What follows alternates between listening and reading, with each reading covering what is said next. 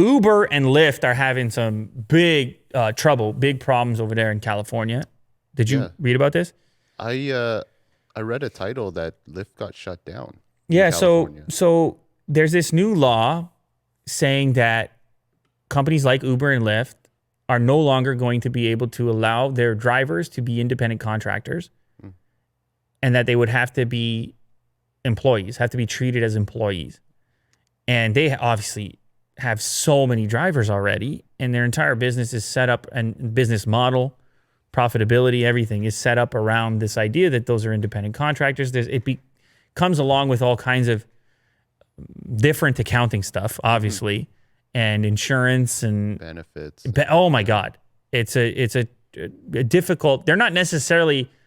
I guess they are against the idea, but they're willing to work together. They want the thing to be put on pause, but California said no pause. Here's the mandate. Here's the date. And so then Uber and Lyft came out and said, well, if there's not going to be a pause, there's absolutely no way we can rework these businesses in the amount of time necessary. So we're going to have to shut down. And a lot of people rely on these services, Uber and Lyft, especially in cities like Los Angeles, and there's not the best public transit there. And you got to get around by car a lot, but it can be an absolute nightmare. Not everybody has a car. So Uber and Lyft is an affordable way to move about cities. Those people are going to be kind of messed up, those that have built a habit around using those services. Yeah. Now, it's not impossible to do this. In fact, the early days of Uber operated sort of more like a traditional limo company that would own its own fleet and then have employees, right? And there would be a dispatch, and it would kind of work like that. And in the early days of Uber, they were going back and forth, Silicon Valley, San Francisco, kind of operating that way. But the issue with that is keeping enough drivers on the road, because once you have employees, they have to be working. And so you'll never have the same inventory of drivers. Whereas if you have these guys working as contractors, if they're just not busy that night, they could be like, you know what, I'm going to flip on my Uber app and I'll just chill because I was going to head to the McDonald's anyways.